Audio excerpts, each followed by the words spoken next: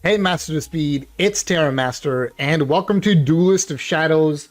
We're here, we did it, and it's time to start giving you deck lists that you can cope on. So, with testing just getting started, I'm going to go ahead and do something cool today, and that is the top 5 decks, in my opinion, that are worth testing immediately.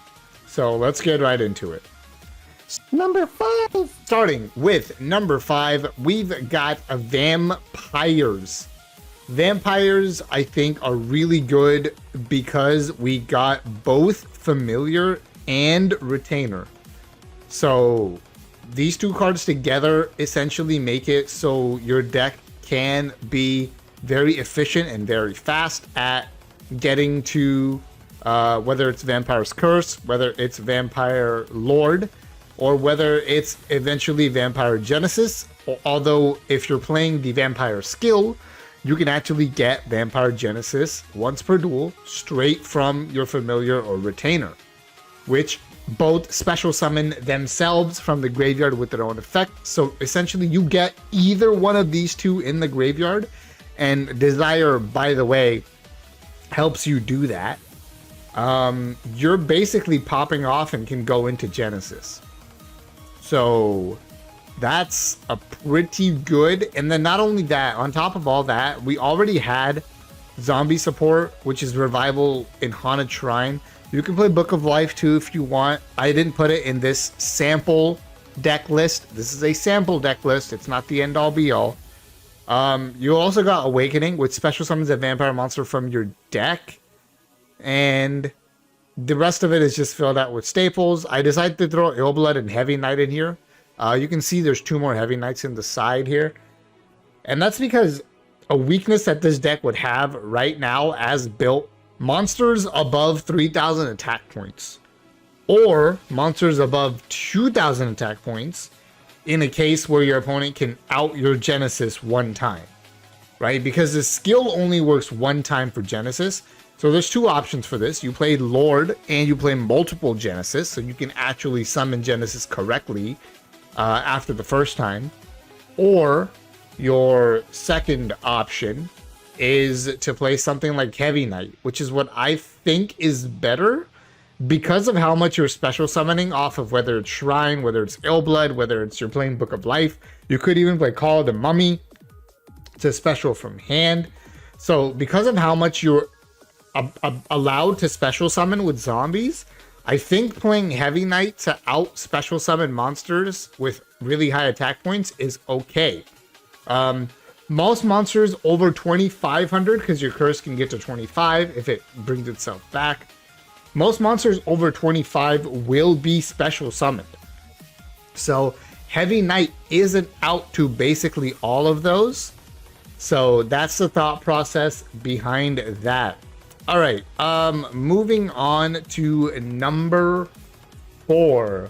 Number 4. We've got Dark Gaia Turbo at number 4.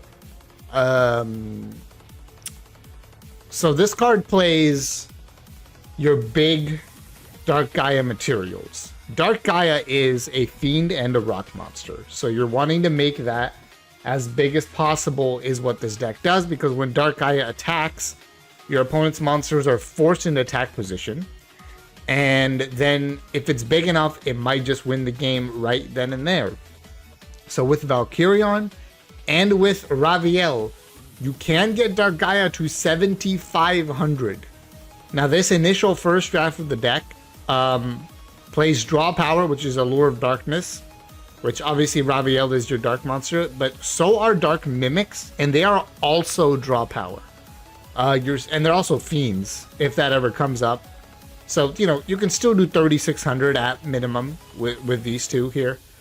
45 with that, so that's not bad. But the point here is honestly that Jujitsu Master, who is your second rock, combines very, very well with Wabaku. Your opponent attacks, your Jujitsu Master, you activate Wabaku, Jujitsu Master flips face up, returns the attacking monster to the top of the deck, and Jujitsu Master will stay on the field. That's really good. That can help you survive multiple turns in order to get to your combo. The other thing you can do is you can play Dark Mimic level with Dark Mimic level 1. You're already playing it. If you play it, is if it survives doing your standby phase, you just get to summon a Dark Mimic level 3 from your deck. So that's potentially really good too. And I'm not saying this is going to happen, but if this ever happens, where you can have 2 Dark Mimics on the field, and you could somehow draw the third one and have Raviel exactly, like, you could summon Raviel. So it's not impossible to do that. Dark Mimic for Raviel, Copium. But I don't think that's likely. The point is to draw your Dark Callings to survive long enough to do that. And yeah, and then summon Dark Gaia and hopefully win the game. Obviously, this deck is missing a lot, right? You see my side deck is Back Row Hate exclusively right now. The deck is missing the Back Row Hate, obviously. It's missing, like, a secondary game plan on how to win the game, right? I mean, I suppose your secondary game plan is your second copy of Dark Calling. So if your opponent gets to outrun Dark Gaia but you survive, you can do it again. You might be able to win the second time. So obviously the deck lacks something, but again, this is day 1 deck lists, and I did the best I can without looking at anything else really. All right. Number 3. Number 3, according to me, is Macro Cosmos Shenanigans deck. Now, this deck plays Macro Cosmos. It plays the 2 cards that will return if they are banished. That's Scout Plane and Survivor. You play Rhoda, so you can grab your Survivor. You play DDG. Now, I honestly think it might be cool to play more of this in like a different version of the deck where you're not really worried about macro as much. DDG is really cool in that you're basically wanting to combo it with your Scout Plane or your Survivor, and then your opponent's monster is banished, doesn't come back, but your Scout Plane or your Survivor does come back. I'm playing Banisher just to have like 5 Macro Cosmos essentially instead of 3. Wall of D is just a staple. DD Warrior Lady is just a staple. And playing Malicious Edge here as a like Monarch for what to do with the Scout Plane and the Survivor when they're on the field, and as well as Plasma, because it's not hard to picture with these monsters that you can get to 3 monsters on the field. Now, I admit this is very copy. You're missing things like potentially being able to play Share the Pain. I talked about more different Dimension Gate. There's Grand Convergence, which combos very well with Macro. I could have played one or two of those. And let's not forget the skill here. Real quickly, the Dark Gaia deck. The skill can be either the Sacred Beast skill if you want a guaranteed open Raviel, right? Or you can play Dark Fusion and have the Dark Fusion Search skill. I think one of those might be the correct way to go. Anyway, I know I didn't have it in that deck, so real quick little jump back and forth here. Professor of Alchemy is what I'm trying with this one. Because you banish any monster you control and you summon a token that can attack directly. So here's why you can get to Plasma. I almost forgot about this. Sorry. You banish one of your DD monsters for a token. Your DD monster comes back. The turn after that, you summon whatever. And there you go. Plasma is all set up. Edge is just absolutely easy to do with the tokens, right? And if you can attack a couple times, right? If you clear the field with Warrior Lady or DDG, you hit them once with Malicious Edge, right? At that point, it becomes fathomable to win the game off of a few token attacks. If Wall of D manages to get some damage in for you with Banisher or something, right? The deck is a control deck. It will play that way, but the tokens, because they can attack directly, can sometimes just act as a finisher if your opponent's sitting at low LP. So that's another thing to keep in mind. Okay, number 2. Number 2 is actually one of the decks that got the fewest amount of playable cards, in my opinion, and that's Amazonas. And the reason for that is Amazonas actually already had a few playable cards. It only needed a couple more to really get going. And those couple more specifically are Amazon is Queen and Amazon is Willpower. Queen is your boss monster because it's super sticky. Can't be destroyed by battle. Your opponent has to play a card effect removal in order to get this off the field. And then if that happens to be destruction, which most card effect removal we have in Speed Duel is destruction, there's Amazon's Village to go ahead and float into another one. Because Amazon's Village only restriction is level less than or equal to. It's not level 4 or lower. You can float into Queen from Queen. And then you have Willpower to get that first Queen back as well. Obviously, Swordswoman is a big part of your win con as well, as is Heirloom. Sage is in here as a tech to destroy back row, and if your opponent's on field spells, things like that. And Spy is your turbo method to get Amazon as Queen. Speaking of turbo method to get Amazon as Queen, Shadow Reborn is probably the skill of choice for this deck. Because let's say you play your first Swordswoman or something, your opponent outs it, right? But you survive because you had Floodgate and such. Well, now you can Shadow Reborn that Swordswoman and drop your Queen if you didn't happen to draw the Spy combo. Same thing with Sage. Shadow Reborn is just really good. It's like giving you a third copy of Reborn. So this deck really functions as a control annoying deck that just will not die.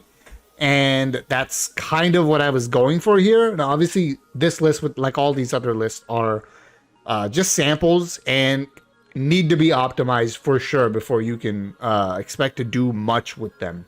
Number 1. What I think is not necessarily the best, but the most fun deck to play around with from just like my initial thought process and actually looking at the cards in depth and starting to build some decks has to be Sacred Beasts.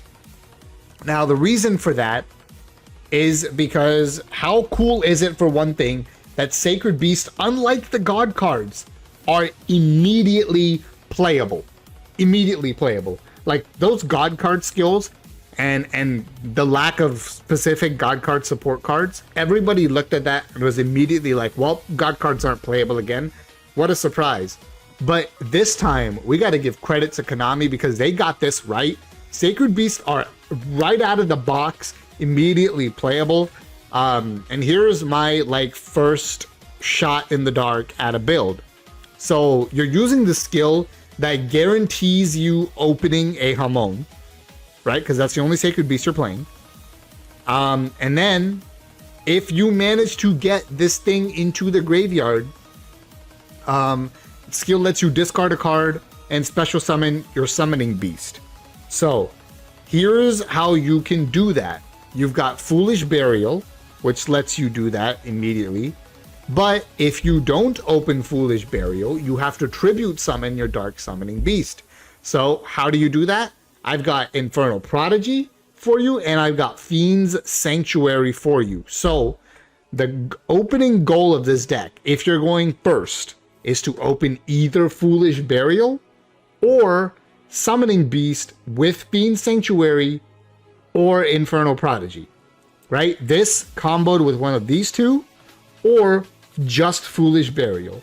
If you're going second, the combo adds the ability to draw Soul Exchange as a piece, as long as you draw it with your Summoning Beast, obviously.